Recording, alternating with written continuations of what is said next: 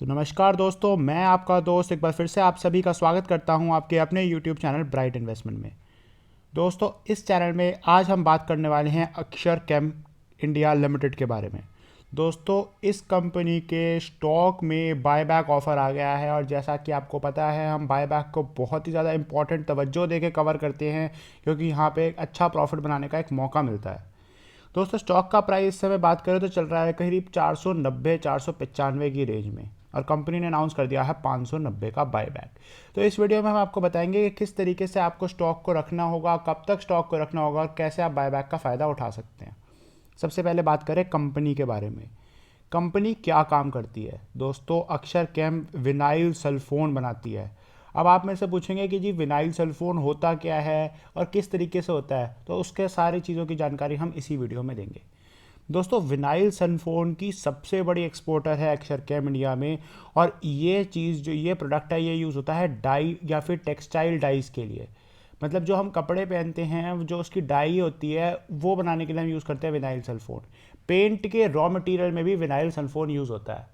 Company जो है वो गुजरात बेस्ड कंपनी है, और जो इसका जो प्लांट सिचुएटेड है वो अहमदाबाद से 40 किलोमीटर दूर है। दोस्तों, बात करूं तो गुजरात एक ऐसी कंट्री है जहां पे ईज़ ऑफ डूइंग बिजनेस का स्केल और भी बढ़ जाता है, और साथ में कंपनी वहां पे वो फीचर कर रही है, तो थोड़ा सा ग्रोथ कंपनी का होने का थोड़ा सा चांसेस बाकी की कंपनियों के बाकी की स्टेट्स में होने के कंपैरिजन में थोड़ा ज़्यादा होता है। और बात करें इस इंडस्ट्री की, तो ये इंडस्ट्री मुझे खासी पसंद है जो टेक्सटाइल रिलेटेड होती है, क्योंकि टेक्सटाइल एक ऐसी चीज़ है जिसकी डिमांड जो होती है वो ऑन गोइंग होती है। कभी भी हमारे जैसी डेवलपिंग कंट्री, इंडिया जैसी कंट्री में जहाँ पॉपुलेशन बढ़ रही है, जहाँ बिजनेस बढ़ रहा है, जहाँ ग्रोथ बढ़ रही है, वहाँ टेक्सटाइल का बढ़ना तवज्जो है, लाजमी है। और साथ में ये कंपनी टेक्सटाइल के साथ साथ पेंट की इंडस्ट्री में भी काम करती है, जो कि लग्जरियस चीज़ आ जाती है। पेंट जो है आपकी बेसिक नीड नहीं है, नेसेसिटी नहीं है, पर एक लग्जरी है जिसमें भी कंपनी काम करती है। अब आइए हम डिस्कस कर लेते हैं कंपनी की कुछ फाइनेंशियल्स, और उसके बाद मैं आपको मेन चीज़ बायबैक पे ले चलूँगा और बताऊँगा कि किस तरीके से फ़ायदा हो सकता है और कितना फ़ायदा आपका हो सकता है। तो आइए शुरू करते हैं। तो मैं आपको ले आया हूँ सीधा कंपनी के चार्ट के ऊपर, अक्षर कैम के चार्ट के ऊपर। अगर हम इसका मंथली ग्रोथ देख लें दोस्तों, 12% की ग्रोथ ऑलरेडी कंपनी एक मंथ में दिखा चुकी है। जहां सारा स्टॉक मार्केट गिर रहा था, पिछले एक महीने से करेक्शन का दौर चल रहा है, वहाँ कंपनी 12.5% ऑलरेडी बढ़ चुकी है। एक साल की बात करूँ तो 150% कंपनी के स्टॉक प्राइस में इजाफा ऑलरेडी आ चुका है। जो कंपनी का प्राइस 200 के आसपास था वो ऑलरेडी 450, 490, 495 ट्रेड कर रहा है। और 3 साल की बात करें तो यहाँ पे कुछ खाला खासी ग्रोथ नहीं है, क्योंकि पिछले 3 साल के बाद यहाँ पे खासी डिप देखने को मिली थी, जो अब जाके अच्छी ग्रोथ के साथ कंसोलिडेशन के अंदर आ चुकी है। अब हमें बात करनी है कंपनी के फंडामेंटल्स फाइनेंशियल्स के बारे में, जो सबसे मेन चीज़ होती है। दोस्तों, स्टॉक प्राइस से कोई मतलब नहीं होता, चार्ट से कोई मतलब नहीं होता। जो हम लॉन्ग टर्म इन्वेस्टर्स होते हैं इन्हें मतलब होता है फंडामेंटल एनालिसिस से। कंपनी के फंडामेंटल्स आपको क्या दिखाते हैं? मार्केट कैप की बात करूं तो सिर्फ 400 करोड़ की कंपनी है, छोटी कंपनी है, ग्रोथ का पोटेंशियल ज़्यादा है। दोस्तों, जो कंपनी छोटी होती है उसके पास ग्रोथ का पोटेंशियल इसलिए ज़्यादा होता है क्योंकि उसके पास एक कोई बेंचमार्क उसने प्रूव नहीं किया होता, और उसके पास काफ़ी जगह होती है अपनी ग्रोथ को करने के लिए। मतलब 400 कंपनी करोड़ की कंपनी के पास काफ़ी पोटेंशियल है कि वो 400 करोड़ से बढ़कर 4000 करोड़ की हो जाए, और उसके बाद 40,000 करोड़ की हो जाए। पर जो कंपनी ऑलरेडी 10-20 लाख करोड़ की है, तो उसके जो मार्जिन हैं, जो उसने जितना कॉम्पिटिटिव एडवांटेज वो गेन कर सकती थी वो ऑलरेडी गेन कर चुकी है। तो वहाँ पर उस पर ग्रोथ का पोटेंशियल नहीं होता, उसके पास एक प्रेशर होता है कि उसे उसी ग्रोथ पर, जिस ग्रोथ पर वो चल रही है, उसे मेंटेन करना।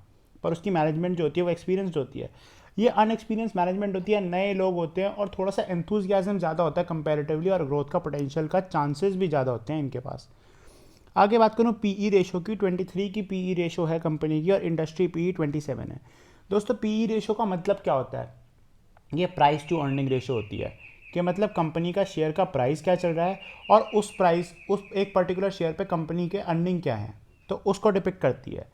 तो जितना कम पीई रेशो होता है उतना हम मानते हैं कंपनी अंडर वैल्यूड है। जो कंपनी का स्टॉक का प्राइस है वो कंपेयर टू इंडस्ट्री थोड़ा सा अंडर वैल्यूड है। तो ऐसा ही यहाँ पे हमें देखने को मिल रहा है। 27 का पीई जो जहाँ पे इंडस्ट्री का है वो कंपनी का 23 है। दोस्तों, आरओई बात करूँ तो रिटर्न ऑन इक्विटी के बारे में बात करती है कि कितना रिटर्न मिल रहा है हमें एक इक्विटी शेयर के ऊपर। काफ़ी कम है खासा, क्योंकि अगर अच्छा फंडामेंटल स्टॉक कोई माने कि जो फंडामेंटली स्ट्रॉन्ग होता है उसका 10 से 15 के ऊपर माना जाता है हमें आरओई। यहाँ पे आरओई सिर्फ 4.5 का है। अर्निंग पर शेयर EPS 20 का है, अच्छा माना जाता है ये अर्निंग पर शेयर 20 का। डिविडेंड यील्ड कंपनी ज़्यादा डिविडेंड देती नहीं है, तो काफ़ी कम डिविडेंड यील्ड है। और बुक वैल्यू की बात करूँ तो 339 रुपये की बुक वैल्यू है। कंपनी का शेयर प्राइस अपने बुक वैल्यू के पास ही है। दोस्तों अगर आपको फंडामेंटली अच्छे स्टॉक देखने हैं ना, तो जिस कंपनी का शेयर प्राइस अपनी बुक वैल्यू के पास है वो कंपनी जो है यहाँ से ग्रोथ का पोटेंशियल बहुत ज़्यादा रखती है। अब आगे आके बात करें अगर फाइनेंशियल्स की, तो कंपनी के अगर आप रेवेन्यू को देखें तो क्वार्टरली आप देख सकते हैं कि कंपनी का रेवेन्यू किस तरीके से ग्रोथ दिखा रहा है ऑलरेडी। और अगर ईयरली पे बात करें तो ईयरली में थोड़ा कंसोलिडेशन फेस हमें अभी भी देखने को मिल रहा है। तो अभी भी कंपनी जो है जिस तरीके की ग्रोथ हम मांग रहे हैं उस तरीके की ग्रोथ कंपनी दे नहीं रही। प्रॉफिट्स की बात करें तो लगातार कॉन्स्टेंट बेसिस पे प्रॉफिट्स भी घट रहे हैं। आप सभी को इस चीज़ से पता चलता है कंपनी की जो मैनेजमेंट है वो जो उसके ऊपर प्रेशर पड़ रहा है उस सबको झेल नहीं पा रही और उस तरीके से अच्छा परफॉर्म कर नहीं पा रही। नेटवर्थ की बात करें तो कंपनी का नेटवर्थ भी अब स्टैटिक ही हो गया है।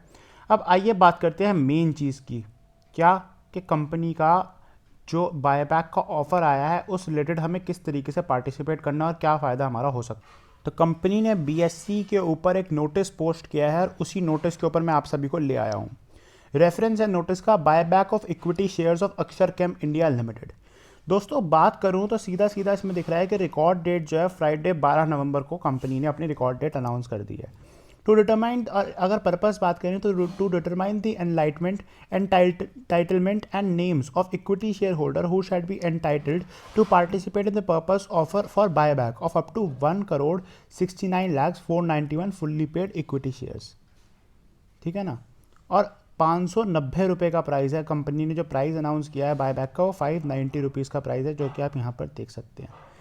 दोस्तों अगर 590 रुपये का प्राइस कंपनी ने अनाउंस किया और अगर आज के प्राइस की बारे में बात करें तो 490 रुपये का प्राइस आज चल रहा है। लगभग 100 रुपये का फ़ायदा होगा पर इक्विटी शेयर होल्डर्स को। पर क्या आपको अपना शेयर 10 नवंबर 2021 तक अपने डीमैट अकाउंट में रखना होगा। अगर ये शेयर आपके डीमैट अकाउंट में 10 नवंबर को हुआ तो आप रिकॉर्ड डेट के बाद बायबैक के लिए एलिजिबल हो जाएंगे, एंटाइटलमेंट के लिए। और जब भी कंपनी ये कॉर्पोरेट एक्शन अनाउंस करेगी कि रिकॉर्ड डेट का अब रिकॉर्ड डेट के बाद आपका शेयर आपके पास हो चुका है तो आप एलिजिबल हैं और यहाँ से बायबैक का प्रोसेस स्टार्ट किया जा रहा है, वहाँ से हम एक नई वीडियो बनाएंगे और आपको बताएंगे किस तरीके से बायबैक में पार्टिसिपेट करना है। अभी हम बस एलिजिबिलिटी क्राइटेरिया आपको बता रहे हैं कि आपको 490 का शेयर 590 में बेचने का मौका मिल सकता है कंपनी को। और आपको एक चीज़ और बता दूं कि बायबैक के बाद शेयर का प्राइस असली में भी उससे ऊपर चला जाता है। अगर आप देखेंगे रिकॉर्ड डेट के कुछ दिनों बाद तक ये जो 590 रुपये कंपनी आपसे खरीद रही है ना, आपको 650 का प्राइस कम शेयर अपने आप दिखा देगा और आपको मार्केट में सेकेंडरी मार्केट में 600-650 का शेयर बेचने का मौका मिल जाएगा। तो आपको बस वेट करना है। कंपनी फंडामेंटली इतनी स्ट्रांग नहीं है तो हम लॉन्ग टर्म के लिए कंपनी को नहीं रखेंगे, बस इस कॉर्पोरेट एक्शन का फ़ायदा उठाएंगे। जैसा कि मैं आपको स्टार्टिंग से कहता आ रहा हूँ, यहाँ पे हम आपके सामने वही तथ्य रखते हैं जो ऑलरेडी न्यूज़ में क्रोम पे और सारे गूगल इंटरनेट पे अवेलेबल होते हैं। बस उसमें हम अपनी राय जोड़ देते हैं और साथ में आपको सही तरीके से प्रेजेंट करके बताते हैं कि क्या आपको एक्शन लेना चाहिए और हमारे अकॉर्डिंग क्या सही चीज़ है। हम कोई सेबी अप्रूव्ड फाइनेंशियल एडवाइज़र नहीं है, तो आप अपने फाइनेंशियल एडवाइज़र से पूछ के ही कोई भी डिसीजन लें। हम बस आपको एक राय देते हैं कि हमारी तरफ से हम क्या सोचते हैं उस एक्शन के बारे में और हम पर्सनली क्या स्टेप लेने वाले हैं। तो बस इस वीडियो में बस इतना ही। अगर आपको वीडियो पसंद आई हो तो सब्सक्राइब करें हमारे यूट्यूब चैनल को, लाइक करें और कमेंट करके हमें बताएं कि क्या आपके पास ऑलरेडी अक्षरकेम के शेयर अवेलेबल हैं और नहीं है तो आप किस क्वांटिटी में बायबैक के लिए बाय करने वाले हैं। धन्यवाद दोस्तों।